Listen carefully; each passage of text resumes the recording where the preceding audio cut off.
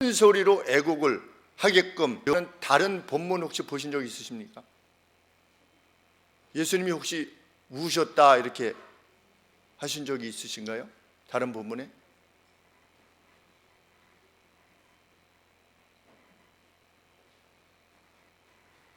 예수님은 왜 마음이 힘드셨고 왜 우셨을까요?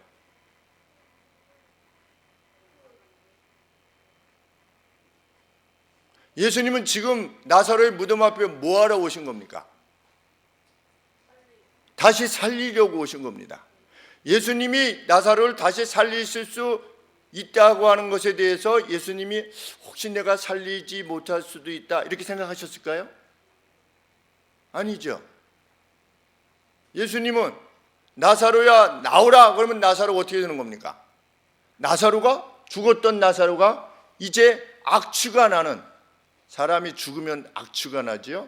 악취가 나는데 악취가 나는 그 나사로라 할지라도 나사로야 나오너라 하면은 나온다고 하는 사실을 누가 제일 잘 아는 겁니까? 예수님이 제일 잘 아시는 겁니다.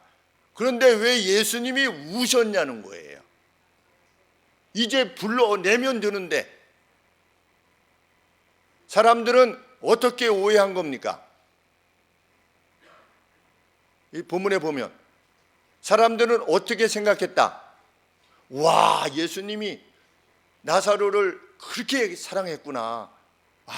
그러니 나사로가 이제 죽은 것을 보니 예수님이 너무 사랑하셨던 나사로가 죽은 것에 대해서 예수님이 슬퍼하시는구나. 좀채로 눈물을 흘리시지 않는 예수님도 이제 나사로가 죽은 것에 대해서는 눈물을 흘릴 정도로 그렇게 나사로하고 친하시구나 이렇게 생각했는데 그것이 정답입니까? 오해입니까? 오해죠. 예수님의 눈물에 대한 오해인 겁니다. 그래서 기록해 놓은 겁니다. 사람들은 그렇게 오해했다는 겁니다. 그러면 예수님은 왜 우셨어요? 이것을 알고 가야만 설교를 제대로 받고 가시는 겁니다. 누가 한번 답해 주시면 좋을 것 같아요.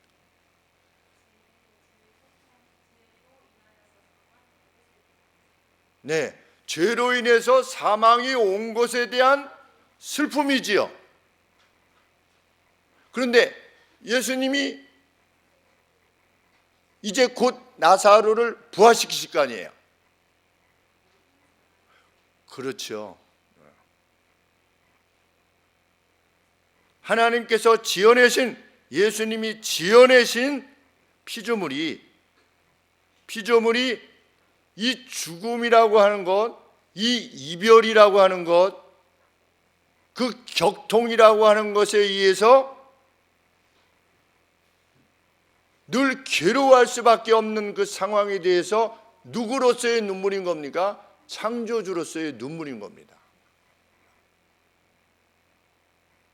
이 나사로뿐만 아니라 그곳에 모였던 모든 사람들이 죽을 거 아니겠습니까? 죽은 만큼 죽는다는 것만큼 우리도 그래서 다 무서워하잖아요. 지금 신종 코로나 바이러스. 왜 무서워합니까? 죽을까 봐 무서워합니다. 우리가 왜 돈이 없으면 힘들어합니까? 결국은 죽을까 봐입니다. 결국은. 왜 건강하지 않으면 병이 들 것에 대해 두려워합니까? 그것 때문에 궁극적으로는 무엇입니까? 이 문제든 저 문제든 없으면 어떻게 되는 겁니까? 뭐 건강이든 돈이든 없으면 자기가 죽음에 가깝다고 여기는 겁니다. 실제적으로 이렇게 숨이 끊어지는 죽음만이 아니고 절망으로 간다고 생각하기 때문에 그런 거지요. 근데 그것이 무엇 때문에 비롯됐느냐? 죄 때문에 비롯됐다는 것입니다. 만일 죄가 오지 않았다면 사망이라는 것도 없었을 것이고 단지 죽는 것이 없는 것만이 아니라 하나님께서 원래 지어내신 그 완전한 세계, 병도 사망도 눈물도 고통도 근심도 없는 그 세계가 이어졌을 텐데, 죄로 말미암아 사람들이 사람들 사이에 갈등하고 힘들어하고 남들이 나를 어떻게 볼까 이런 것들에 힘들어하고 남들이 내 자녀를 우습게 보지는 않을까 라고 하는 것 때문에 늘 힘들어하고, 이런 부분들이 죄가 없었다면 전혀 문제가 되지 않았겠지요. 우리 자녀들이 나중에 잘 커서 자기들이 원하는 학교에 가고 취직하고 가정을 이루고 행복하게 살아야 될 텐데 라고 하는 일생의 근심, 그것이 없었을 것이지요, 실은. 근데 예수님은 슬퍼하시는 것입니다.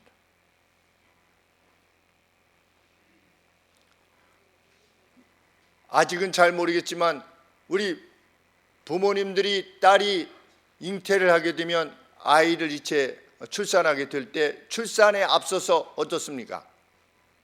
출산하고 나면 건강하고 행복하게 살 것이라는 걸 알면서도 이 딸이 출산의 과정에서 고통받는 것에 대해서 어떻습니까?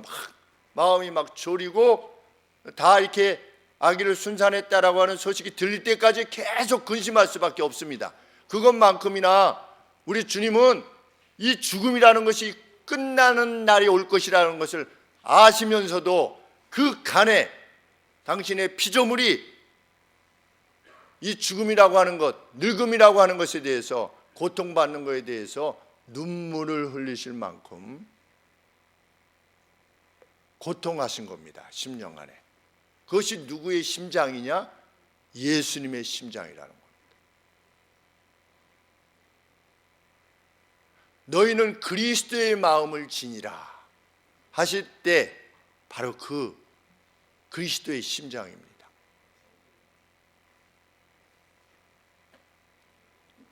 예수님은 왜 나사로가 죽은 다음에 오셨습니까?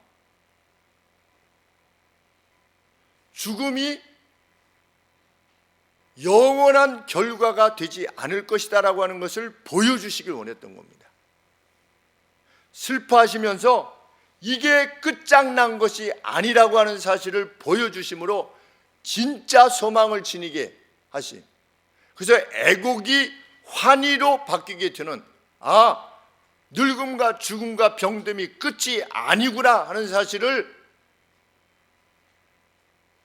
함께 있던 이들뿐만 아니라 그 소식을 듣는 모든 사람들에게 전하기 위해서, 그래서 그 누구도 죽음에 대해서 슬퍼하지 않게 되는 그러한 인생을 살게 하시려고 예수님께서 이틀을 기다리신 겁니다. 우리 누군가 죽으면,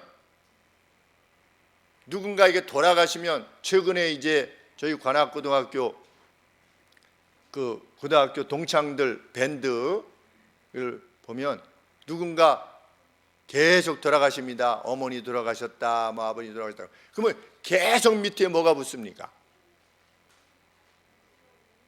명복을 빕니다. 명복을 어떻게 빕니까? 어디로 가셨는지도 모르는데. 하나님을 알지 못하는 분들은 명복을 빕니다가 마치 무엇과 같습니까? 주문과 같습니다. 그들이 정말 그 죽으신 분에 대해서 명복을 빌까요? 그것만큼 무책임한 일이 없는 줄 압니다. 정말 무책임합니다. 어디로 가는지도 모르면서 명복을 빕니다. 그리고 그냥 끝이에요. 그냥 있습니다. 제가 늘 비유하지만 사슴들, 누떼 같은 것이 사자이에서 잡혀 먹으면 나머지 누들이 어떻게 하고 있어요? 네, 나머지 누들이 막 도망가다가 한 마리가 딱 잡혀가지고 사자들이 거기 모여있으면 나머지 누들이 어떻게 하고 있습니까? 이렇게 쳐다보고 있어요. 이렇게 누들이 다 이렇게 한 다음에 어떻게 합니까? 그냥 자기 길을 갑니다. 왜? 자기는 안 잡혀 먹으니까. 여기 한 마리가 잡혀서 죽고 있으니까 자기는 안 잡히니까 그냥 또 풀 뜯어 먹고 있다가 또 그 다음에 배고프면 사자가 또 다른 한 마리 잡아먹으면 막 도망가다가 또 잡혀 먹으면 그냥 또 이렇게 지켜봤다가, 우리 인생이 참, 하나님을 모르는 인생이 참 그러하다라는 생각이 듭니다. 누가 죽으면 누가 돌아가셨네, 명복을 빕니다. 그리고 그냥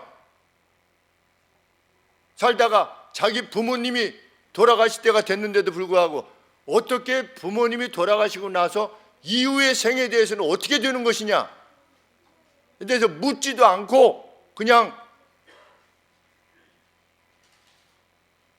호상이에요. 호상. 이러면 되겠냐고요. 호상이 어디 있습니까? 사실 누군가 죽었는데, 누군가 생명이 끊겼는데 그게 어떻게 호상입니까? 어떻게 사람이 돌아가신 것에 대해서 잘 죽었다, 기쁜 상이다 이렇게 말할 수 있습니까? 그가 어디로 갔는지도 모르는데.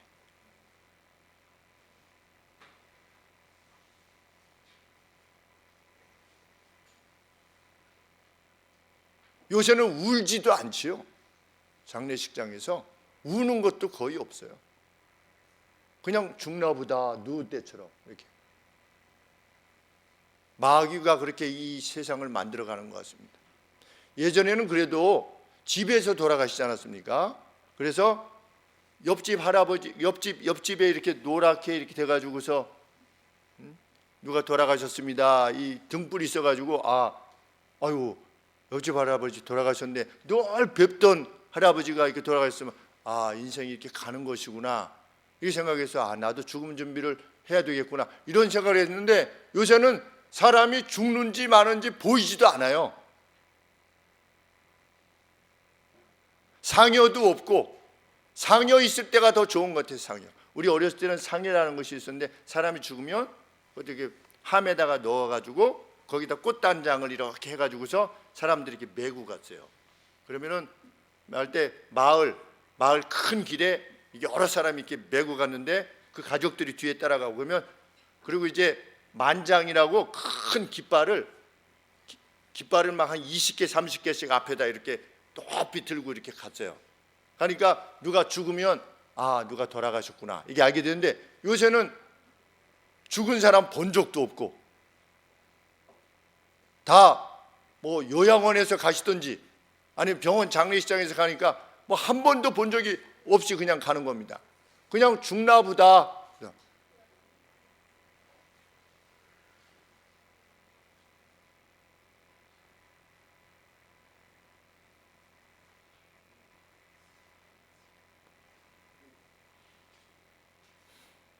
예수님께서 소식을 들으셨을 때 무엇이라고 말씀하셨습니까?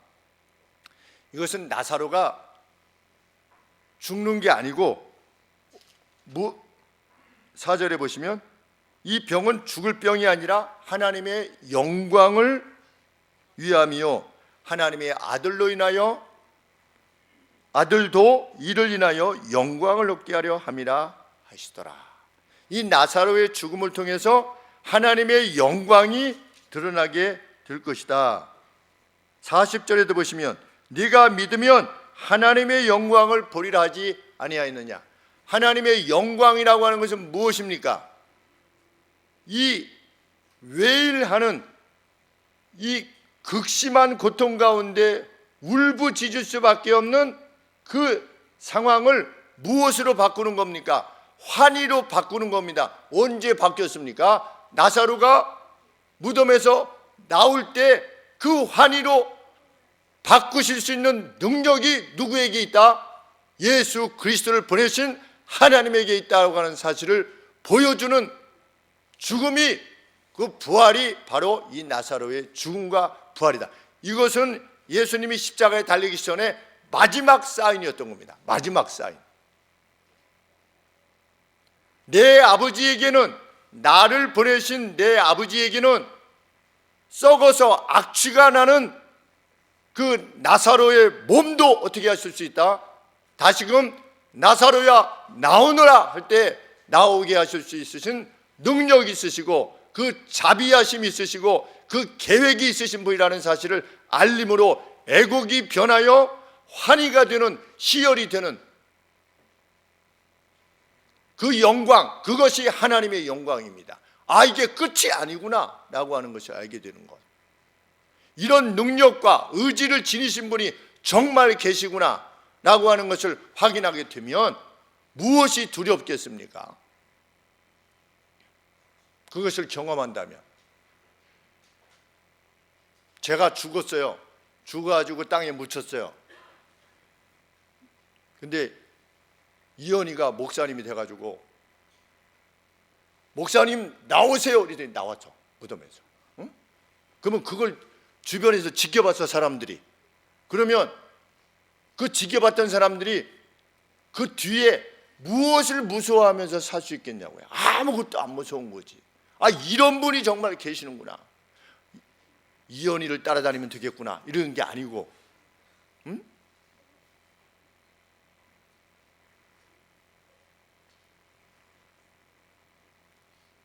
예수님은 세상에 계실 때 분명한 사인을 보여주신 겁니다. 그래서 그 사인들을 보고 성도들이 1세기 때 로마 황제의 황제교 숭배를 해라 라고 하는 것을 거절하면서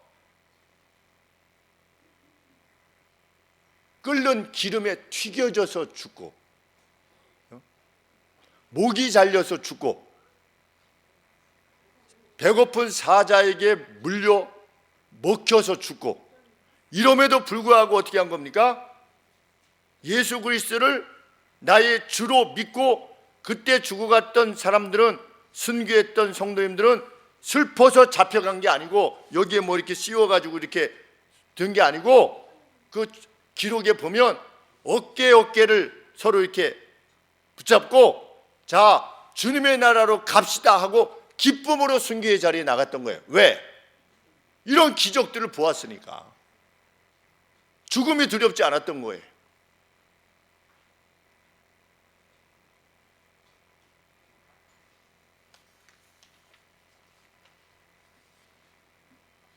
그래서 예수님이 뭐라고 말씀하셨습니까? 너희를 위해서 내가 거기 있지 않았던 것을 기뻐하노라. 무엇을 보여줄 수 있으니까? 부활을 직접 보여줄 수 있으십니까? 최대한의 선물을 주신 거지. 근데 그 무덤이 어디 있다? 베다니에서 발견되었다. 몇 년도에? 1873년도에. 나사로가 다시 죽었겠죠. 그렇죠? 부활했던 나사로가 다시 죽은 겁니다. 나사로, 마리아, 마르다, 시몬. 그 무덤이 발견된 겁니다. 우리는 역사 속에서 있는 겁니다. 죽음이 물리쳐질 수 있다. 그건 모든 것이 가능하다는 거지요. 단지 뭐 부활한다는 것이 아니라 부활이 가능하다면 모든 것이 가능한 것이 아니겠습니까?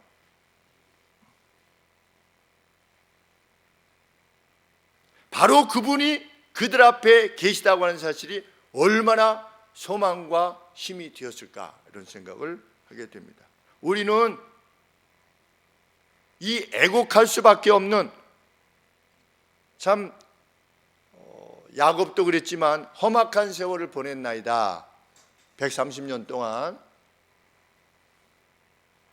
어떻게 보면 우리 인생은 늘 근심과 슬픔뿐이지 않겠습니까? 기쁨의 시간은 정말 찰나와 같이 짧고, 늘 근심, 슬픔, 격정 이런 거에 사로잡혀서 일생을 일반의 사람들은 살아갑니다.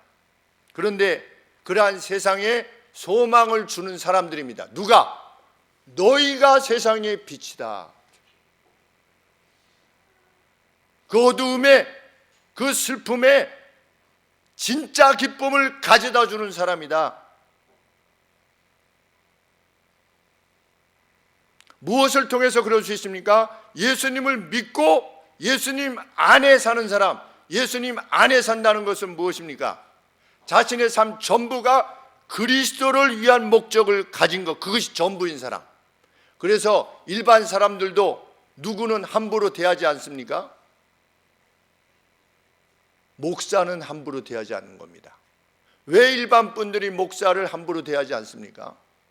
함부로 대한 사람 한 사람 경험했어요. 일생 동안 살면서 30여 년 동안. 김 목사 일로 와봐. 이렇게. 여기 레프트백 쓰고. 네. 한 6개월 정도 지났더니 김 목사님 이렇게 바뀌었어요. 근데 지금까지 누구를 만나도 목사에 대해서 김 목사 이렇게 부르는 것을 들은 적이 없습니다. 왜 그럴까요? 저 사람은 일생을 어떻게 한 겁니까? 자기 신을 위해서 바친 겁니다. 그분들이 생각할 때 어떤 다른 의도가 있어서가 아니라 보통 세상이 말하는 행복의 길을 찾아가는 것이 아니라 어떻게 했든지 세상을 복되게 하라는 신의 명령을 따라서 자기의 일생을 바쳤다라고 여겨주기 때문입니다. 그래서 목사에 대해서 존중해 주십니다. 아무리 이상한 사람들도 먼저 인사를 해 주시지요. 여기 뒤에 계신 이 주택에 계신 분들도 우리 초반에 이쪽에 좀 주일 아침에는 좀 되지 않으셨으면 좋겠습니다. 평일날은 되셔도 주일날은 좀 이렇게 한 3대 4대만 좀 비워주셨으면 좋겠습니다. 그랬더니 알았어요? 우리 이쪽에도 되지 말아요.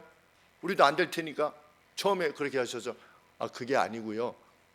이게 좀 편찮으신 분도 있고 어르신들도 있어서 좀 요청 드립니다. 알았어요. 이러셨는데 한 3개월 지나니까 먼저 인사를 하는 거예요. 이제 저희 그 그랜드 카니발 제 차가 이렇게 나가면 차에다 대가도 이렇게 인사를 합니다. 왜 그렇습니까? 저 사람은 목사구나. 목사인데 일생을 이 일을 위해서 바칠 만큼 그 어떤 신존재를 인식하면서 사는구나. 그것이 인식되어지면 어떻게 되는 겁니까? 그 사람의 말에 대해서 생각을 하게 되는 것입니다. 우리는 세상의 빛입니다. 어떻게 우리가 세상에 비칠 수 있습니까? 너희가 내 안에 살고 내가 너희들에게 요청한 그 거룩한 삶을 살고 나를 믿으면 내가 신의 아들이라고 하는 것, 내가 신으로부터 너희를 구하러 너희의 죄의 대가를 대신하러 보냄을 받은 존재라고 하는 것을 믿는다면, 그 삶을 살아낸다면 세상이 너희들을 통해서 누구를 만날 거다? 나를 만나게 될 거다. 이것이 우리의 소명입니다. 그래서 수많이 자살하려고 했던 사람들도 어떻게 된 겁니까? 예수님을 만나서 새로운 삶을 얻게 되는 겁니다. 모든 것을 포기해야만 되는 그런 상황 가운데, 심지어 자기 생명을 스스로 버리려고 했던 사람들도 예수님을 만나서 새로운 인생, 복된 인생, 기쁨의 인생을 살게 되는 겁니다. 그 대표적인 인물이 누구냐? 우리 목사님 외할머니.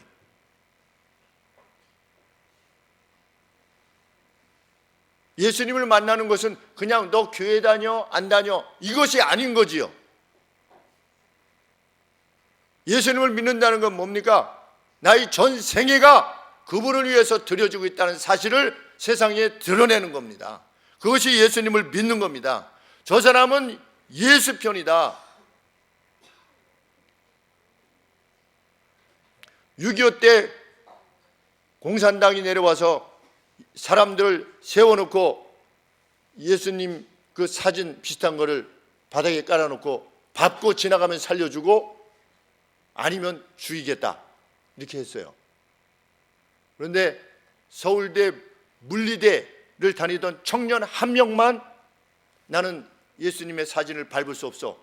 그래서 죽기를 각오한 거예요. 그래서 눈을 감으라고 했는데 눈을 다 감았는데 총소리가 막 나면서 보니까 눈을 떠서 보니까 밟고 지나갔던 사람들을 다 죽인 거예요. 누가? 공산당 장교가. 이 학생은 누구밖에 모른다? 예수님밖에 모른다는 거예요. 예수라고 하는 분밖에 모른다는 거예요. 그래서 나중에 국군이 우리 남측의 국군이 다시금 올라와서 지배를 할 때도 배반하지 않을 거라는 거죠. 왜? 이 사람은 남이냐 북이냐 이게 아니고 그냥 자기가 원하는 게 뭐냐? 그냥 예수 그리스도인 거예요. 이 사람은 배반할 사람이 아니니 이 사람은 살려주라. 그래가지고 간 거예요. 우리가 예수님을 믿는다는 건 뭐냐? 내가 정말 나는 예수님의 사람이다. 누가 봐도 나는 그런 결정을 내리는 사람이다. 저 사람 저렇게 하면 완전히 손해인데, 저 사람 저렇게 하다가 망할 텐데, 저 사람은 성공하지 못할 텐데, 남들은 다 이런 방법 쓰는데 그래도 하나님의 사람은 그 방법을 쓰지 않는 겁니다.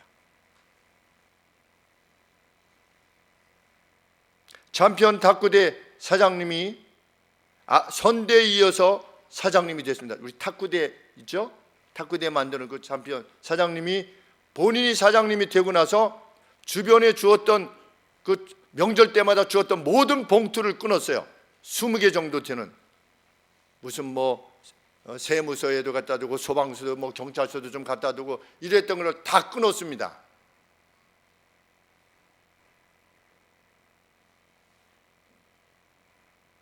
뭐라고 말씀하셨냐면,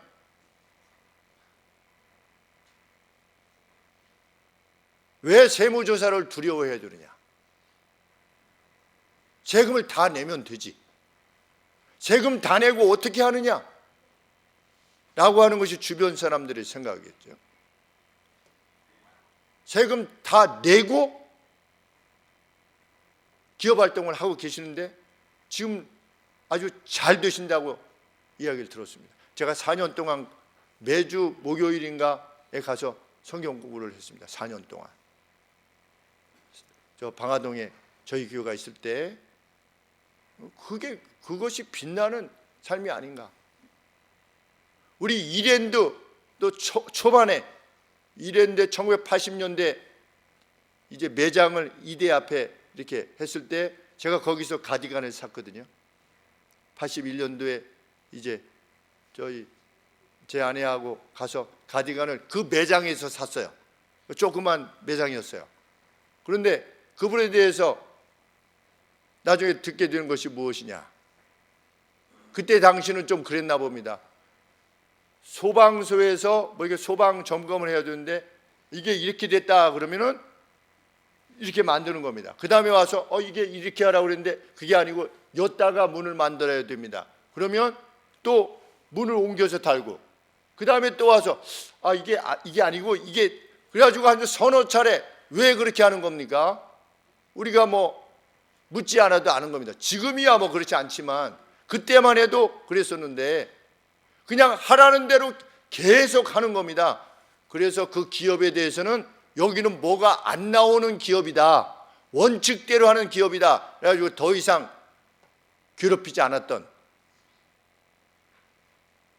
그것이 무엇이냐? 그것이 예수님을 믿는 겁니다. 예수님 안에 사는 겁니다. 그것을 통해서 우리가 세상에 우리가 섬기는 예수님이라고 하는, 하나님이라고 하는 신 존재가 정말 살아계시다라고 하는 것을 보여주시는 거죠. 그리고 그것이 자녀들에게도 목도되어야만 합니다. 너 오늘 좀 아프냐? 그럼 가지 마라. 조금 이렇게 하면 너 그러냐? 너 오늘 기분이 좀 안 좋겠구나. 그냥 좀 쉬어라. 그런 게 어디 있습니까? 그런 게. 아파서 3박 4일 동안 학교도 못 갔을 때 주일날이 됐습니다. 뭐 아버지 어머니께서 묻지도 않으시는 거죠. 그냥 가는 겁니다. 뭐 가다가 쓰러져도 그냥 가는 겁니다. 주일은 죽지 않는다면 그것이 우리가 앞서 경험했던 믿음의 사람들의 본이었습니다. 근데 그것이 3대 4대까지 내려가면서 어떻게 됩니까? 점점점 약화되죠. 우리 부모님도 그렇게 예수님 믿는 것 같지 않아? 누가 그 자녀들이 믿겠습니까? 지금의 이 세대의 가치 속에서 자기 부모님들도 확신이 없는데,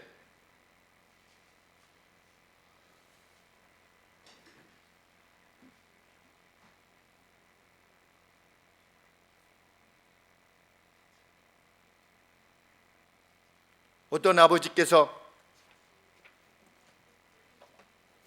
마지막 제사를 드리면서 이렇게 술 이렇게 해가지고 이렇게 하면서 마지막으로 어떤 아버님 이게 아버님에게 드리는 마지막 술잔입니다. 저 내일부터 교회 나갑니다. 왜? 이 아들이 아버지가 그 어떤 말을 해도 네 하고 순종하는 거예요. 근데 뭐만 순종 안 하는 거예요? 교회 나가지 말라만 순종 안 하는 거예요. 나머지 모든 거는 순종하는 거예요. 제가 안양에 살 때, 목사님 안양에 살 때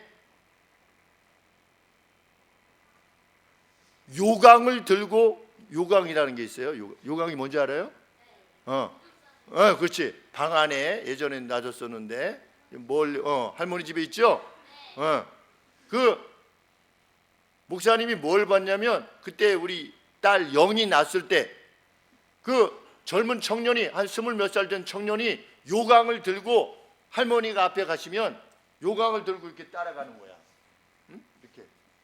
그리고 할머니가 이 아파트를 이렇게 도세요. 이렇게 몇 번 돌면 그 손자가 이게 요강을 들고 할머니 뒤를 쫓아가는데 뭐 이런 게 아니고 그냥 이렇게 쫓아가는 거야. 그래서 나중에 물어봤어요. 그게 왜 그러냐고 했더니 할머니가 치매신 거야. 그래가지고 내 고향집에 간다고 그러는 거야. 자, 고향집에 가자 이러면은 할머니가 막 옷 입고 나서시는 거예요.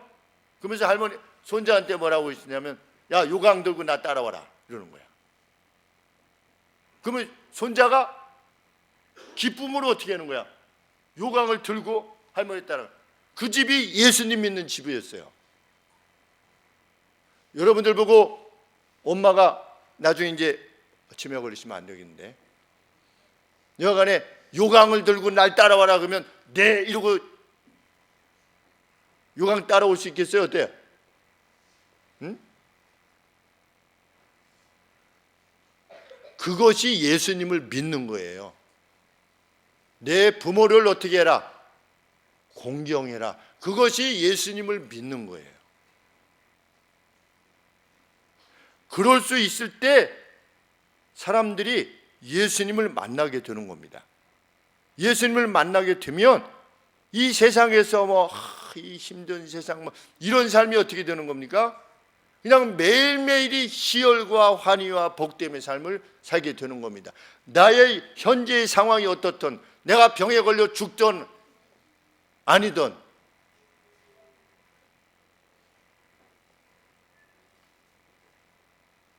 누구라도 이 예수님을 나의 구주로 모시고 그 빛된 삶을 살고자 다짐하고 결의하고 오늘 살아낸다면 우리 가정 내에서 내 아내는 내 남편은 정말 예수 그리스도의 뜻을 조차 나를 대해 주는구나 라고 하는 것을 인식할 때 비로소 집은 천국이 되는 것입니다.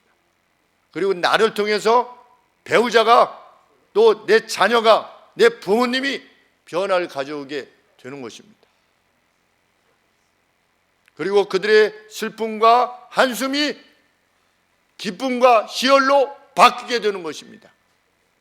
내 자녀들이 평생 근심 없이 일생을 살게 되는 것입니다. 그 어떤 일이 닥쳐도 슬퍼하거나 좌절하지 않고 자기 인생을 능히 살아내게 되는 것입니다.